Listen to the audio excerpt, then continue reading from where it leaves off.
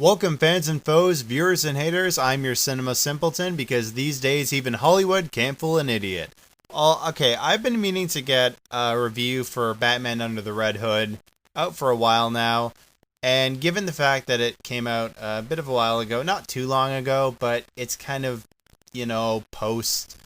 It's been out for a good while now, and so doing a review is kind of a bit, too late.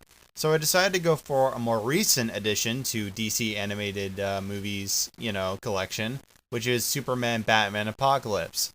And I've seen the original Superman Batman movie. It's called Superman Batman Public Enemies. And it was a very good film when it came to story, but there was a lot of it that when it came to animation that kind of flawed, and just because the designs were very awkward. Pretty much everybody looked like an Olympian god because they were just muscle upon muscle is all you got from anybody, given no matter how small or big you were. Anyway, so there was a lot of awkwardness with the characters, and so when I heard that there was going to be a sequel to this, I almost didn't believe it. But lo and behold, it's here. So I'm going to get started, and I'm really trying hard to review this as a film critic and not let my comic book fandom, get in the way of that. But it does have a role to play in it, so I can understand from a comic book fan's perspective of how they would feel about a movie like this. So I can at least meet you halfway there, because most of the people that are going to be watching this are going to be comic book fans. Unless you're bored or stoned teenagers. So pretty much what I want to get on to first is the plot. The plot is regarding the arrival of Kara Zor-El, Supergirl, on the planet Earth. She comes down in a meteorite that crashes in Gotham, and Batman's first on the scene. And she meets her cousin, Superman, and she's also gotten the interest of a ruler of a planet called Apocalypse's attention. His name is Darkseid, and he's sort of this megalomaniac tyrant of a kind of hellish world, and he wants to use Kara for his own purposes.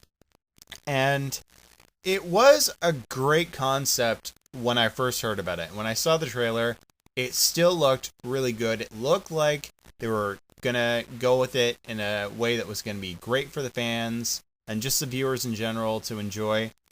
But at the same time, when I saw it, there's a lot of the plot that there's so much of this plot that it feels like it shouldn't even be a Superman Batman story. It's really just a Superman Kara story, and Batman just happens to be there. In fact, they bring in a lot of a good handful of superheroes, like Wonder Woman and Big Barda.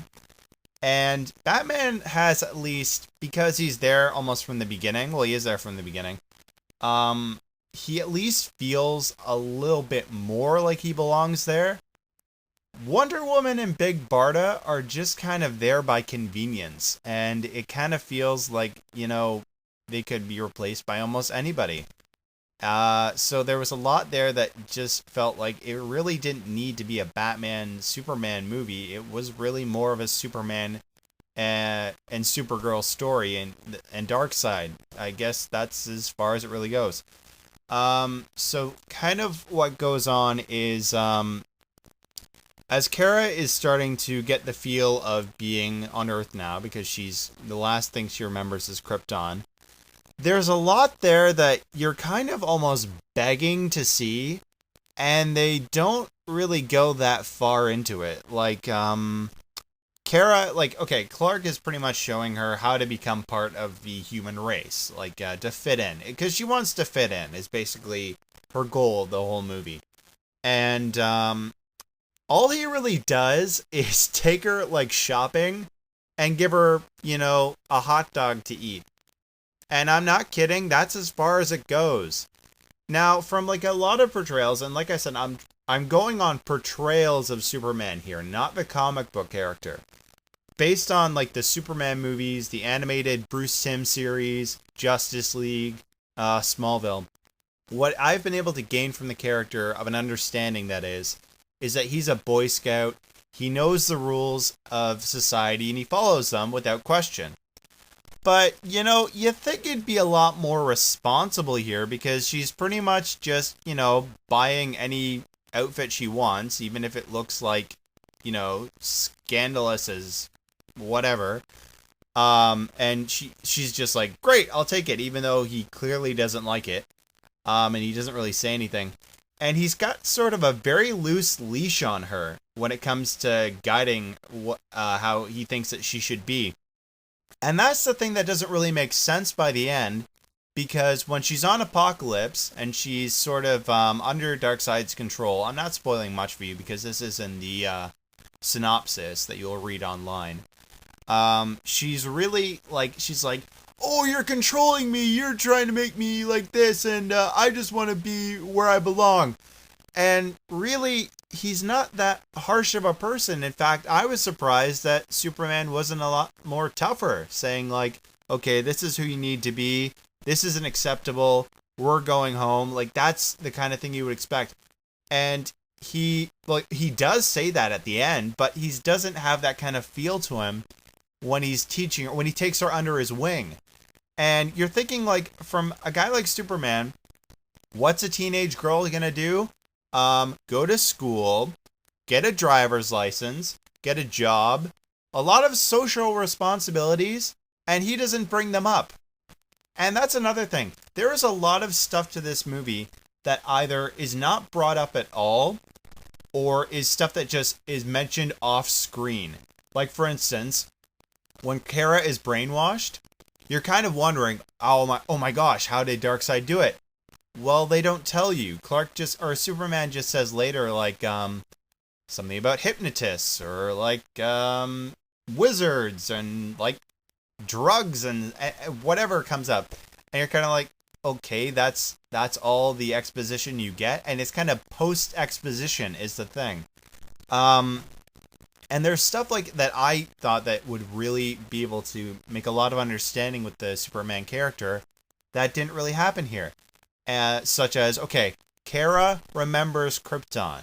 She remembers her father, Clark's uncle, and her own uncle, which is Superman's father.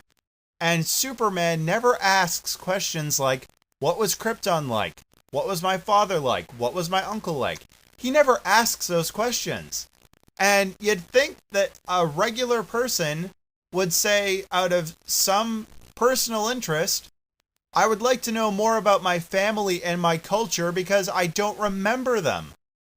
So yeah, there's a lot here that just really is not brought up, that kind of is common sense, or a common reaction, and stuff that's just not addressed at all. When it comes to Wonder Woman and Big Barda, I thought that when I was looking at it from the first angle, I figured they introduced these two women here as sort of a counterpart to Batman and Superman, sort of like a yin and yang thing. But here's the thing. Wonder Woman and Big Barda are very, very similar in personality and moral code when it comes to this movie. I mean, sure, they have their differences, but they're very similar in this movie, so they don't really feel like they're very much that different. And so it kind of felt like there wasn't much of a use to them except for plot convenience. Let's move on to the portrayals. The portrayal of Supergirl, or Kara, is played by Summer Glau. And I thought that she gave her a very genuine, kind of free spirit personality, and it very much suited her. So I think that she was the highlight of the performance, because there's the veteran actors who still did a very good job, but it wasn't anything as impressive as I found Summer Glau giving us. Now, when it came to Andre Bauer as Darkseid, when I first heard of it, I was like, okay, I recognize his voice. It's a good choice. But he doesn't project that much. It's really just the same kind of voice that you would hear him in, like, talking in an interview. If you were saying, like, oh, what do you think about Darkseid? How do you envision the character? That's kind of the same voice if he was answering a question that you got in this movie. When it comes to the animation, it's a lot more realistic and a lot more. Doesn't feel as stocky as the last movie. Not everybody is kind of built like that, and it's a lot more understandable. When it came to their facial expressions, there was like Batman and Superman kind of look ridiculous because they have sort of pursed lips that kind of look feminine. But other than that, the animation was great. The action was very gritty and kind of dirty and just epic all around. So that's pretty much what I thought of the movie. At a rating, I'd probably give it a 2 out of 5, but it wasn't that impressive, but it's not the worst thing I've seen DC pull out.